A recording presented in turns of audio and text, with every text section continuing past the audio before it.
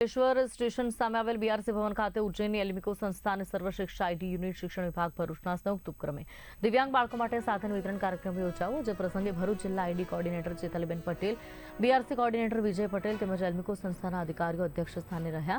અંકલેશ્વર આસોડ તાલુકાના દિવ્યાંગ બાળકો તથા તેમના વાલીઓ મોટી સંખ્યામાં ઉપસ્થિત હતા. સાથે 74 જેટલા દિવ્યાંગ બાળકોને વિવિધ સહાય આપવામાં આવી.